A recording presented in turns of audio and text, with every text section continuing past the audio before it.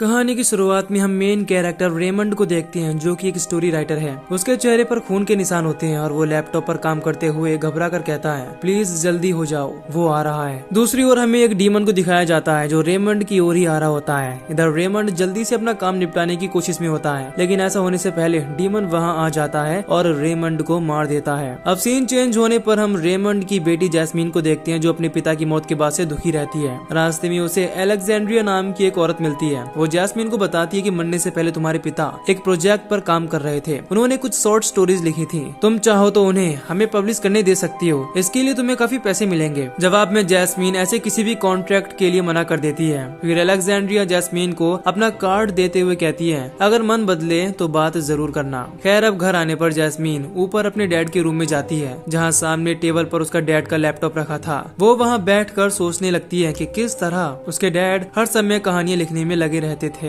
खैर, अब जैस्मीन अपने डैड के लैपटॉप को ओपन करती है, मगर पासवर्ड लगी होने से वो ऑन नहीं कर पाती। फिर काफी सोचने पर जैस्मीन का तुक्का लग जाता है और लैपटॉप ओपन हो जाता है। वो होम स्क्रीन पर दो फोल्डर देखती है, जैस्मीन और शॉर्ट स्टोरीज के नाम से। पहले वो अपने नाम वाला फोल्डर ओपन करती है। क्लिक करने के बाद एक वीडियो शुरू हो जाता है। वीडियो में उसके पिता रेमंड बताते हैं, शायद जब तुम ये वीडियो देख रही होगी मैं इस दुनिया से जा चुका हूँगा। मेरे मरने के बाद सब तुम्हारा ही है, ये घर, जमीन, हर चीज। लेकिन मैं तुम्हें अपनी सबसे खास चीज के बारे में बताना चाहता हूँ, मेरा आखिरी प्रोजेक्ट। इसमें मैंने 17वीं सेंचुरी की एक काले जादू की किताब पर बेस्ड कुछ कहानी लिखी हैं। जब कोई इन कहानियों को सुनता है तो कहानियों में मौजूद कैरेक्टर्स असल जिंदगी में आ जाते हैं। ये मेरा सबसे बड़ा प्रोजेक्ट है। इसकी मदद से लोग अपने घर में ज़ॉम्बीज और वैम्पायर्स का रियल लाइफ एक्सपीरियंस ले पाएंगे। इसी बीच जैस्मीन वीडियो बंद कर देती है। ओ माय गॉड, डैड सच में पागल हो गए थे। ऐसा कहते हुए वो अपना सर दबाने लगती है। किसी भी आम इंसान की तरह उसे भी इन चीजों पर यकीन नहीं होता। खैर, अब वो दूसरा फोल्डर शॉर्ट स्टोरीज खोलती है, जिसमें मॉन्स्टर इन द क्लोजेट नाम की एक वीडियो फाइल होती है। अब उस वीडियो की शुरुआत में रेमंड अपने व्यूअर्स को बताता है कि जो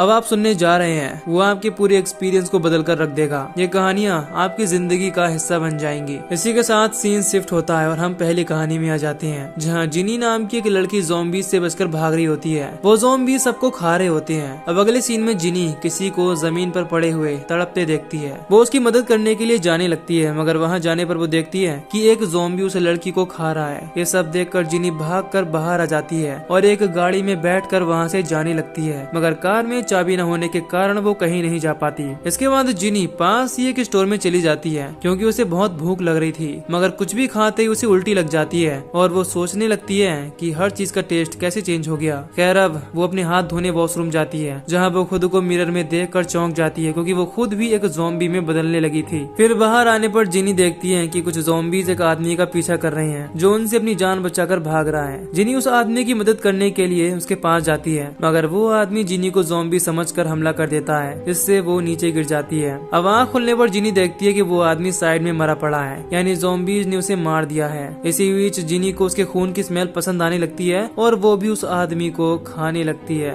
दरअसल जिनी पूरी तरह ज़ॉम्बी नहीं बन पाई, उसका दिमाग अब भी एक इंसान की तरह सोचता है और भूख उसे किसी ज़ॉम्बी जैसी लग रही थी। खैर, अब जिनी इसी तरह जिस भी इंसान को बचाने जाती है वो आखिर में उसे मार देती है और खाने लगती है। इसी बीच एक आदमी के ज़ॉम्बी समझकर गोली चलाने से जिनी भी मारी जाती है। दूसरी ओर इधर रेमंड वीडियो में बता रहा होता है, क्यों ना ये डरावनी कहानी। इसी दौरान नीचे से कुछ आवाज सुनकर जैस्मीन वीडियो रोक देती है और उस आवाज का पीछा करते हुए वो नीचे बॉस रूम तक चली जाती है, जहाँ कोई नहीं होता। मगर इस बीच हम एक कटे हुए हाथ को देखते हैं, जिस पर जैस्मीन का ध्यान नहीं गया था। फिर ऊपर आते हुए ज़ॉम्बीज जैस्मीन को घेर लेते हैं, मगर वो उनसे बचकर सीढ़ियों से भागती हुई ऊपर आकर रूम को लॉक करने की कोशिश करने लगती है। इधर वो कटा हुआ हाथ जाकर वीडियो को प्ले कर देता है। उधर जैस्मीन भी काफी कोशिश के बाद दरवाजा अंदर से बंद कर लेती है। इधर रेमंड अपनी दूसरी कहानी पर आ जाता है, जो कि एक कपल के बारे में है, टीना और जैक। दोनों ने काफी सेविंग करके खूब मेहनत से अपना पहला घर लिया है और दोनों इस घर में रहने के लिए बहुत एक्साइटेड हैं। अंदर आने पर वो देखते हैं कि घर में काफी कमियां हैं, जैसे जगह जगह होल्स हैं और घर की पाइपलाइन भी सही से नहीं लगी है। ये सब देखकर टीना कहती है कि हमें एक कॉन्ट्रैक्टर को हायर करना चाहिए जो इस जगह को रहने लायक बना सके,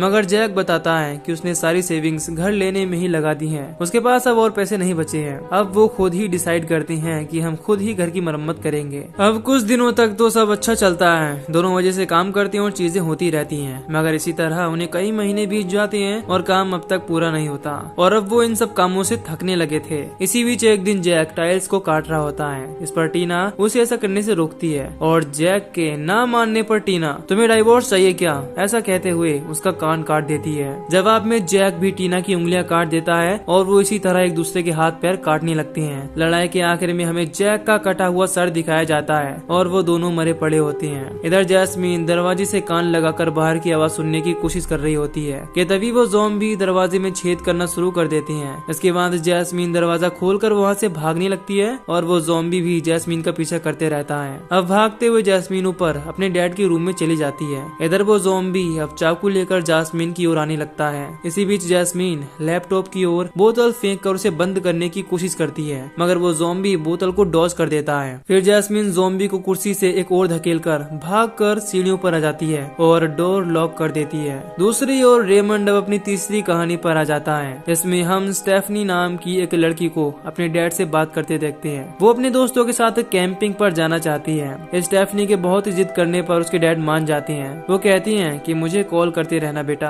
अब सीन शिफ्ट होता है और हम कैंपिंग वाले दिन स्टेफनी को अपने दोस्तों के साथ मजे करता हुआ देखते हैं। दूसरी ओर स्टेफनी का बॉयफ्रेंड विनी मैरिन को बताता है कि मैंने स्टेफनी के लिए एक सरप्राइज प्लान किया है। इसी बीच स्टेफनी वहाँ आ जाती है। इस पर विनी थोड़ा दूर जाकर मैरिन को सरप्राइज के बारे में बताने लगता है। इधर स्टेफनी पास में रखी गन को ऐसे ही उनकी ओर पॉइंट करके देख रही होती है। अब विनी मैरिन को बताता है कि मुझे और स्टेफनी को आज 3 महीने पूरे हो गई हैं रिलेशनशिप के, इसीलिए मैं उसे शादी के लिए पूछने वाला हूँ। इस पर मैरिन एक्साइटेड होकर पूछती है तो बताओ तुम क्या स्पेशल करोगे। विनी मैरिन को रिंग दिखाता है और कहता है कि मैं स्टेफनी को रिंग दूंगा। दूसरी तरफ स्टेफनी उन्हीं पर एम किए होती है। इधर मैरिन विनी के आइडिया से बहुत खुश हो जाती है और वो बात कर ही रही होती है कि इसी दौरान स्टेफनी गलती से गोली चला देती है जो जाकर विनी को लगती है और वो नीचे गिर जाता है। स्टेफनी कहती है ये बस एक एक्सीडेंट था, मुझसे गलती हो गई। मगर मैरिन तुमने इसे मार दिया कहते हुए वहाँ से भागने लगती है। ये देखकर स्टेफनी भी गन लेकर उसके पीछे पीछे लग जाती है। भागते हुए स्टेफनी कई बार फायर करती है मगर मैरिन बच जाती है। अब इसी बीच उनका दूसरा दोस्त उन्हें भागते देख स्टेफनी से पूछता है कि तुम आखिर गोली चला क्यों रही हो। इस पर स्टेफनी उसे भी गोली मार देती है और फिर से मैरिन के पीछे भागने लगती है। अब भागते हुए वो दोनों एक जंगल में पहुंच जाती हैं जहां स्टेफनी मैरिन को कहती है कि अब किसी और को मरने की जरूरत नहीं है, हम पुलिस को बता देंगे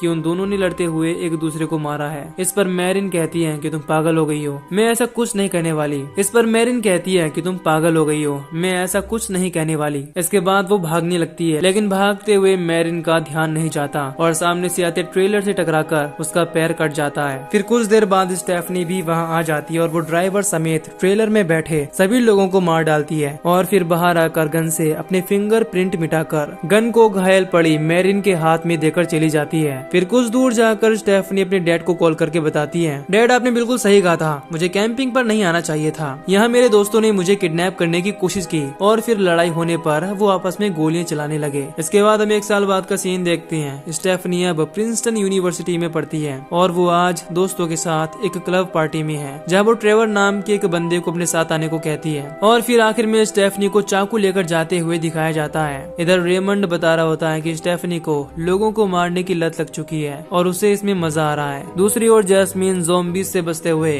घर की बेसमेंट में पहुंच जाती है जहां वो काले जादू की कई सारी चीजें देखती है। वहां पर एक बोर्ड भी था जिस पर खून के निशान थे। उधर वीडियो में रेमंड अपने व्यूअर से बात कर रहा होता है। इधर बेसमेंट में पड़ी चीजों को देखते हुए जैस्मीन को बाहर गोली चलने की आवाज आती है और वो खिड़की से बाहर देखने की कोशिश करती है मगर गोलियों से डर के वो नीचे बैठकर अपने कान बंद कर लेती है। उधर रेमंड अब अपनी चौथी और आखिरी कहानी पर आ जाता है जो कि एक संकी साइंटिस्ट के बारे में है जिसका नाम फ्रैंक है। आज फ्रैंक की वाइफ का बर्थडे है इसीलिए फ्रैंक ने अपनी वाइफ के लिए केक बनाया है मगर केक दिखाते वक्त फ्रैंक से नीचे केक गिर जाता है और केक में रखे चाकू के लगने से फ्रैंक की वाइफ की डेथ हो जाती है। इसके बाद फ्रैंक अपनी वाइफ को जिंदा करने का डिसाइड करता है और बॉडी को घसीट कर लैब में ले आता है। फिर एक्सपेरिमेंट करते हुए बार बार इलेक्ट्रिसिटी की दिक्कत आ रही थी इसीलिए फ्रैंक अपने पड़ोसी से इलेक्ट्रिसिटी कनेक्शन लेने जाता है और आकर अपना एक्सपेरिमेंट कंटिन्यू करता है। लेकिन एक्सपेरिमेंट के दौरान फ्रैंक की वाइफ के ऑर्गन्स अपने आप डिटैच होने लगते हैं। इससे फ्रैंक को कुछ समझ नहीं आता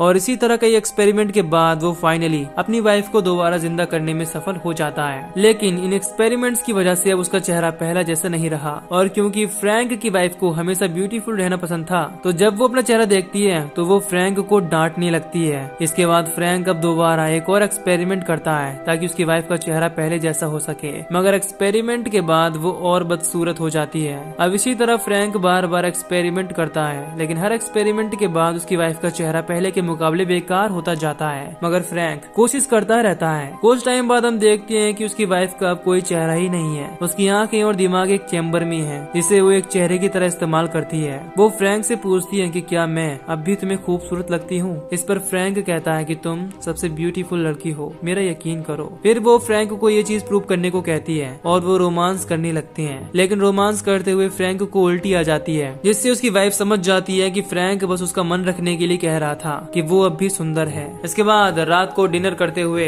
डोर बेल बजती है। फ्रैंक कहता है कि पिज्जा आ गया शायद, और वो दरवाजे की तरफ चल जाता है। इधर उसकी वाइफ उठकर कहीं जाने लगती है। फिर बाहर ऑर्डर देते वक्त डिलीवरी बॉय फ्रैंक को बताता है कि आपकी छत पर कोई है, और तभी फ्रैंक की वाइफ ऊपर से कूद जाती है। इसके बाद हम देखते हैं कि डिलीवरी बॉय के ऊपर उसकी वाइफ के ऑर्गन गिर गए हैं। फिर फ्रैंक दोनों को अंदर ले जाता है और एक्सपेरिमेंट करके डिलीवरी बॉय और अपनी वाइफ की बॉडी को जोड़ देता है। फिर फ्रैंक अपनी वाइफ के लिए पिज्जा लाता है। वो पूछती है कि क्या मैं तुम्हें अभी ब्यूटीफुल लग रही हूँ। फ्रैंक समझाता है कि तुम हमेशा अच्छी लगती हो, लेकिन फिर फ्रैंक की वाइफ उससे डाइवोर्स के लिए कहती है और डिलीवरी बॉय के साथ वहाँ से चली जाती है। इधर फ्रैंक अपनी वाइफ के जाने से चिल्लाते हुए रोने लगता है। इसी के साथ ये कहानी भी खत्म हो जाती है और हम देखते हैं कि अलेक्जेंड्रिया खड़ी इसे रेमंड के रूम में सुन रही है। फिर वो डर के वहाँ से जाने लगती है, मगर नीचे डोर तक पहुँचने से पहले एक ज़ॉम्बी आ जाता है जो अलेक्जेंड्रिया को मार डालता है। अगले सीन में हम जैस्मीन को पब्लिशर के पास जाते देखते हैं, क्योंकि वो अपने डैड की स्टोरीज को बेच रही थी। इसी दौरान जैस्मीन के हाथ और गले पर निशान दिखाए जाते हैं, यानी वो भी अब एक मॉन्स्टर बन चुकी है। इसी के साथ ही मूवी यहीं पर खत्म हो जाती है। तो दोस्तों, अगर आपको इस मूवी की एक्सप्लेनेशन पसंद आई हो तो वीडियो को लाइक और चैनल को सब्सक्राइब कर दीजिए। बाकी मैं मिलूंगा आपसे न्यू वीडियो में। Till then take care, love you, bye bye.